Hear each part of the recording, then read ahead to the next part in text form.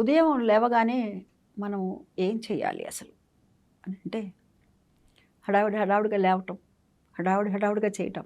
ఎందుకంటే బారెడు పొద్దెక్కేదాకా పడుకోవటం మనందరికీ అలవాటైపోయింది కాబట్టి. అలా కాకుండా సూర్యోదయానికి పూర్వం ఎవరైతే లేస్తారో ఆ సూర్యనారాయణమూర్తి అనుగ్రహంతో ఆయురారోగ్యాలతో అష్టైశ్వర్యాలతో ఉంటారు అని చెప్పి మన పెద్దలు మనకు చెప్తూనే ఉన్నారు. అయితే హడావిడిగా లేచేటప్పుడు ఇంక టైం లేదు అని చెప్పేసి మనం గబగబా లేవటం, ఆ దుప్పటి కూడా మడత పెట్టడం.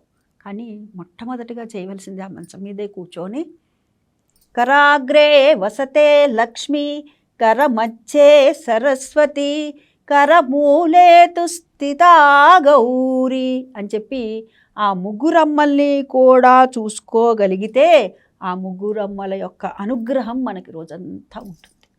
మొట్టమొదట ఇట్లా చేస్తాం. చాలామంది ఇట్లా అంటారు చూడండి, అలా కూడా అంటాం మంచిదని చెప్పి నేటి ఆయుర్వేద నిపుణులు, అదే కాకుండా నేటి సైంటిస్టులు కూడా చెప్తున్నారు చూడండి. ప్రతి దాన్ని కూడాను శంఖంలో పోస్తే కానీ తీర్థం కాదు అన్న చందాన ఈ రోజున మనకి శాస్త్రవేత్తలు చెప్తూనే ఉన్నారు. ప్రతి దాన్ని వీళ్ళు భారతీయులు ఉదయం లేవగానే చేతులను ఎందుకు ఇలా రాపిడి చేస్తారు అని అంటే అక్కడ ఉండేటటువంటి వేడి పుట్టడం వల్ల వాళ్ళ యొక్క నాడులన్నీ కూడా సక్రమంగా పనిచేసి వారికి రోజంతా కూడా ఉల్లాసంగా ఉత్సాహంగా ఉండటానికి ఎంతో ఉపయోగపడుతుంది అని చెప్పి.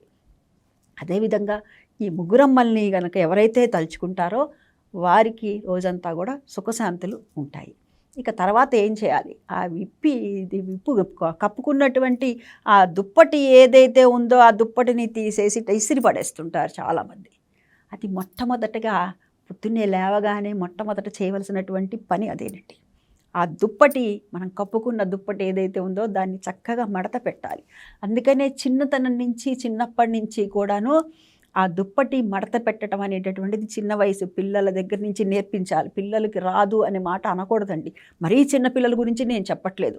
కొంత వయసు వచ్చిన తర్వాత వాళ్ళకు మడత పెట్టడం అనేటువంటిది చూపిస్తే మనకంటే కూడా వాళ్ళు చాకచక్యంగా చాలా బాగా నీట్గా మడత పెడతారు. వాళ్ళకి చూపించాలి. ఏమవుతుంది ఇట్లా మడత పెట్టకపోతే అని చెప్పి మేము చిన్నతనంలో అడిగేవాళ్ళం. అడిగితే మాకు చెప్పేవాళ్ళు ఏంటి, నీ బద్ధకం ఉంది కదా, నీ బద్ధకం అంతా కూడాను అందులో చేరుతుంది. అది చేరినప్పుడు నువ్వు మరలా దాన్ని కప్పుకుంటావు, అదంతా కూడా నీలో ప్రవేశిస్తుంది అని చెప్పారు. అమ్మో, ఈ బద్ధకం ప్రవేశించిందంటే మనం ముందుకు వెళ్ళలేము అనేటటువంటి ఆలోచన పిల్లల్లో కలిగింప చేయాలి.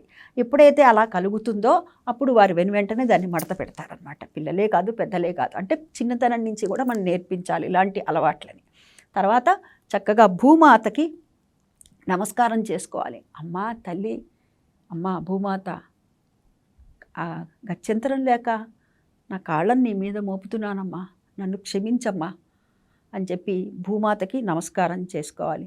సముద్రవసతే దేవి పర్వతస్తనమండలే విష్ణుపత్ని నమస్తుభ్యం పాదస్పర్శం క్షమస్త్వమే అని చెప్పి ఆ తల్లికి నమస్కారం చేసుకోవాలి.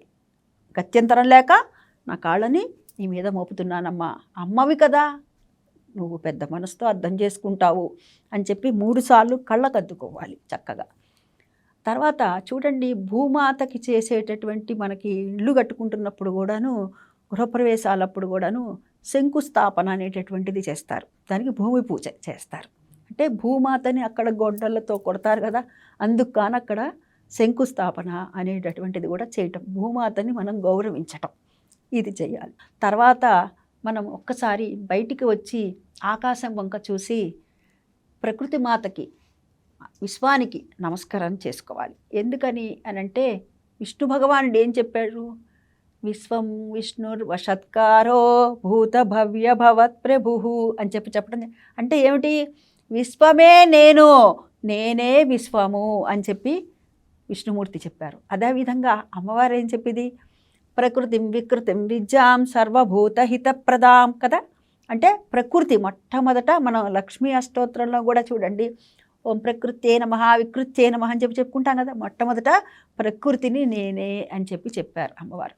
అందుకు ఒక్క 5 నిమిషాల సేపు గనక ఇట్లా ఎవరైతే ఆకాశం వంక చూస్తారో ఆ ఆకాశం వంక చూసి ఆ తర్వాత నమస్కారం చేసుకొని పంచభూతాలకి నమస్కారం చేసుకొని నాకు ఇంకొక రోజు అవకాశం కల్పించినందుకు కృతజ్ఞతలు తెలుపుకుంటున్నాము అని చెప్పి మనస్ఫూర్తిగా నమస్కారం చేసుకుని తర్వాత స్నానం చేసిన తర్వాత సూర్యనారాయణమూర్తికి కూడాను ఎవరైతే 12 సార్లు ఈ విధంగా నమస్కారం చేస్తారో వారి ఇంట ఆయురారోగ్యాలు అష్టైశ్వర్యాలు కూడా నిండి నిబిడీకృతమైతే ఇందులో ఏ మాత్రము సందేహం ఏమీ లేదండి. తర్వాత మనం స్నానాది కార్యక్రమాలన్నీ నిర్వర్తించుకున్న తర్వాత పూజా కార్యక్రమాలని చేసుకోవాలి. ఏది చేసినా కానీ మనం ఒక ప్రణాళిక, సమయము, నిబద్ధత అనేటటువంటి దాని సమయపాలన అనేటటువంటి దాన్ని కనుక మనం అలవాటు చేసుకుంటే సమయాచార తత్పర చూస్తారు కదా మన లలితా సహస్రనామంలో కూడాను అమ్మవారు దేన్ని కోరుకుంటుంది అంటే మనలో ఉన్నటువంటి మనం 1000 పుష్పాలు పెట్టామా, 1000 సార్లు లలితా సహస్రం చదివామా, లేకపోతే ఇంకోటి 1,00,000 సార్లు చదివామా అన్నది చూడట్లేదు. ఆమె మనలో ఉన్నటువంటి సమయ పాలన ఏదైతే ఉందో, ఇప్పుడు మన పిల్లలు కూడా చూడండి ఎంతో పంక్చువల్గా ఉంటారు, వాళ్ళు డిసిప్లిన్గా ఉంటారు అని అవతల వాళ్ళు అంటూ ఉంటే మన పిల్లల గురించి మనం ఎప్పుడూ అనకూడదండి. మన పిల్లల గురించి వాళ్ళు అట్లా ఉన్నా కానీ మనం అనకూడదు. అంటే వాళ్ళకి చాలా ఆయుక్షీణం అని చెప్తారు పెద్దలు. అందుకని మనం వాళ్ళని ఎప్పుడూ పొగడకూడదు. ఒకవేళ మనసులో అనుకున్నా కానీ అయ్యో ఏంటి ఇట్లా అనుకున్నాను అని అనుకోవాలని మా ఇంట్లో పెద్దవాళ్ళు, మా నాయనమ్మ గారు, మా మామగారు వాళ్ళు చెప్తూ ఉండేవాళ్ళు. ఎప్పుడూ కూడా పిల్లల్ని మడుగు పెద్దలు, తల్లిదండ్రులు ఎవరూ పొగడకూడదు, ముఖ్యంగా తల్లి అసలు పొగడకూడదు అని చెప్తారు. కానీ ఆ అమ్మవారు అనుకుంటూ ఉంటుందిరా, నా బిడ్డలు చూడు ఎంత చక్కగా సమయానికి నిన్న 8 గంటలకు చేస్తే ఇవాళ కూడా 8 గంటలకే టెన్షన్గా చేస్తుంది. అమ్మా ఎంతటి సమయపాలన ఉంది అని చెప్పి ఆనందపడిపోతూ ఉంటుందిట ఆ తల్లి. మనం చేసేటటువంటి చిన్న నమస్కారానికి, చిన్న పూజకే మనకి బోలెడన్ని వరాలని కురిపిస్తూ ఉంది ఆ తల్లి కదా. అది మనం రోజులో చేయవలసిన దాంట్లో ఈ విధంగా మనకి తర్వాత మన వృత్తి, ఉద్యోగ, వ్యాపారాలు ఏవైతే ఉన్నా అవన్నీ చేసుకుంటూ ఉంటాము. రాత్రి కూడా మరల పడుకునేటప్పుడు రామస్కందం హనుమంతం వైనతేయం వృకోధరం శయన స్మరే నిత్యం దుస్వప్నం తస్య నశ్యతి. రాముల వారిని తలుచుకోమన్నారు, స్కందుడు సుబ్రహ్మణ్యేశ్వర స్వామిని తలుచుకోమన్నారు, హనుమంతుల వారిని తలుచుకోమన్నారు, వైనతేయం గరుత్మంతుడు, వృకోదరం భీమసేనుడు, ఈ 5గురిని తలుచుకొని పడుకోవటం వల్ల దుస్వప్నం తస్య నశ్యతి. దుస్వప్నాలు అనేటటువంటివి మనకి దరి చేరవు. ఇది గుర్తుపెట్టుకోవాలి. ఉదయం లేవగానే భూమాతకి నమస్కారం చేసుకున్నాం కదా, మళ్ళా మనం మంచం మీద పడుకునేటప్పుడు మళ్ళీ ఒక్కసారి 3 సార్లు అమ్మవారికి నమస్కారం చేసి రోజంతా నిన్నిట్లా తొక్కానమ్మా క్షమించమ్మా అని చెప్పి నమస్కారం చేసుకొని ఆ తర్వాత ఈ రామస్కందం చెప్పుకొని శుభ్రంగా ఆంజనేయ స్వామి వారిని కూడా తలుచుకొని, అందుకనే చిన్నప్పుడు చూడండి అమ్మ భయం పడుతుంది, అమ్మ భయపడుతున్నాం, భయంగా ఉంది అనగానే ఆంజనేయ స్వామిని తలుచుకో అని చెప్పి ఆంజనేయ స్వామి వారి స్తోత్రాలు కానీ ఇవన్నీ కూడా హనుమాన్ చాలీసా కానీ చదువుతూ ఉండేవారు. హనుమాన్ చాలీసా వచ్చినటువంటి వాళ్ళు రాత్రిపూట కూడా పడుకునేటప్పుడు కనుక చదువుకున్నట్లయితే చాలా మంచిది. ఎవరికైనా సరే దుస్వప్నాలు వస్తున్నాయి, ఒక్కొక్కసారి మన అనారోగ్యంగా ఉంటే రావచ్చు, అతిగా ఆలోచిస్తే రావచ్చు, లేకపోతే ఏదైనా సరే భయంకరమైనది చూసినప్పుడు కూడా మనకి పీడకలలు అనేటటువంటి వస్తూ ఉంటాయి. అటువంటి సందర్భాల్లో కూడాను హనుమాన్ చాలీసా కనుక చదువుకొని ఒకసారి నమస్కారం చేసుకొని స్వామివారికి పడుకున్నట్లయితే కనుక మనకి ఎటువంటి పీడకలలు కూడాను దరిచేరవు. స్వస్తి.